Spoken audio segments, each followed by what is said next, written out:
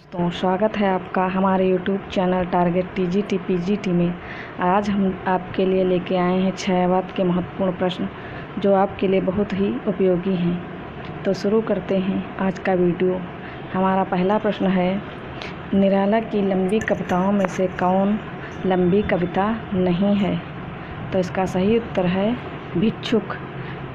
कुकुरमुत्ता, सरोज स्मृति और राम की शक्ति पूजा जो है, ये तीनों लंबी कविताएं हैं। भिक्षुक जो है सिर्फ कविता है। हमारा अगला प्रश्न है, मिलन का मत लो नाम मैं विरह में चिर हूँ। पंक्ति के रचनाकार हैं महादेवी वर्मा। हमारा अगला प्रश्न है, पंत की कौन सी रचना छायावादी नहीं है? तो इसका सही उत्तर है ग्राम्या। पंत की जो पल्लव, ग्रंथ, वीणा, ये तीनों रचनाएं छायावादी हैं और जो ग्राम्य रचना है ये प्रगतिवादी रचना है। हमारा अगला प्रश्न है, ये आधुनिक हिंदी साहित्य में लंबी कविताओं के लेखन का श्री गणेश किसने किया?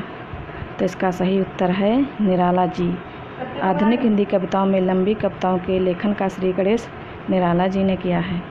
हमारा अगला प्रश्न है, अपराजिता के लेखक हैं? तो इसका सही उत्तर है रामेश्वर शुक्ल अंचल। हमारा अगला प्रश्न है कि रविंद्र कविता कानन के लेखक हैं? तो इसका सही उत्तर है निराला जी। और हमारा अगला प्रश्न है, छायावाद में कायिक भावनाओं का पृष्ठपोषण होने की बात किस आलोचक ने मानी है? तो इसका सही उत्तर है आचार्य रामचंद्र शुक्ल। अगला प्रश्न है कि छायावाद को छायावाद नाम किसने दिया? तो इसका सही उत्तर है कि छायावाद को छायावाद नाम मुकुटधर पांडे ने दिया है। हमारा अगला प्रश्न, छायावाद शब्द का प्रयोग रहस्यवाद और पद्धति विशेष के रूप में किसने किया है? तो इसका सही उत्तर है आचार्य रामचंद्र शुक्ल। हमारा अगला प्रश्न, लक्ष्मी थी या दुर्गा थी वह स्वयं वीरता की अवतार की कवयित्री हैं? तो इस पंक्ति की कवयित्री हैं सुभद्रा कुमारी चौहान।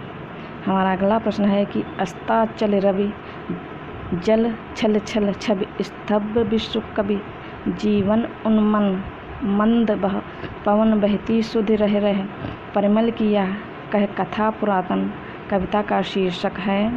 तो इस कविता का शीर्षक है अस्ताचल रवि। हमारा अगला प्रश्न है कि अस्ताचल रवि कविता किसकी है? तो इसका सही उत्तर है निराला जी। हमारा अगला प्रश्न है कि आज क्यों तेरी वीणा मौन है? पंक्ति के रचनाकार हैं महादेवी वर्मा। हमारा अगला प्रश्न है कि स्वच्छंदतावाद की विशेषता नहीं है? तो प्रकृति पर्यवेक्षण, प्रेम चित्रण और सौंदर्य भावना, ये तीनों स्वच्छंदतावाद की विशेषताएं हैं। जबकि ब्रजभाषा में रचना स्वच्छंदतावाद की रचना नहीं है, क्योंकि उस समय खड़ी बोली में रचना होने लगी थी। हमारा अगला प्रश्न है, आंसू है? तो इसका सही उत्तर है मुक्तक काव्य। आंसू एक मुक्तक काव्य संकलन है। हमारा अगला प्रश्न है, लोकायतन के रचयिता कौन हैं? तो इसका सही उत्तर है सुमित्रानंदन पंत। और सुमित्रानंदन पंत को लोकायतन पर लेनिन पुरस्कार भी प्राप्त हो चुका है और 1900 इनको पुरस्कार 1964 में मिला था। हमारा अगला प्रश्न है, महादेवी वर्मा का प्रथम काव्य संग्रह है? तो महादेवी वर्मा का प्रथम काव्य संग्रह निहार है और इसका प्रकाशन 1930 में हुआ था। और यामा का प्रकाशन 1936 में हुआ था और रश्मि का प्रकाशन 1932 में हुआ था। दीप शिखा का प्रकाशन 1942 में हुआ था। हमारा अगला प्रश्न है, कला और बूढ़ा चांद के लेखक कौन हैं? तो कला और बूढ़ा चांद के लेखक सुमित्रानंदन पंत हैं और सुमित्रानंदन पंत को कला और बूढ़ा चांद पर साहित्य अकादमी पुरस्कार भी मिला है 1960 ईस्वी में। हमारा अगला प्रश्न है, गीतिका के रचनाकार हैं? तो गीतिका के रचनाकार निराला जी हैं और इसका प्रकाशन 1936 में हुआ था और गीतिका की भूमिका हरिओद जी ने लिखी थी। हमारा अगला प्रश्न है, छायावाद को स्थूल के प्रति सूक्ष्म का विद्रोह किस आलोचक ने कहा है? तो इसका सही उत्तर है डॉक्टर नगेंद्र।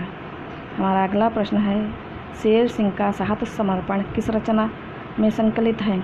तो इसका सही उत्तर है लहर और लहर का प्रकाशन 1933 में हुआ था। हमारा अगला प्रश्न है, कौन सी रचना महाकाव्य नहीं है? तो इसका सही उत्तर है पल्लव। साकेत, कामायनी और प्रियप्रवास ये तीनों महाकाव्य हैं। इसमें साकेत का प्रकाशन 1931 में, कामायनी का प्रकाशन 1935 में और प्रियप्रवास का प्रकाशन 1914 में हुआ था। हमारे वीडियो को अंत तक देखने के लिए धन्यवाद।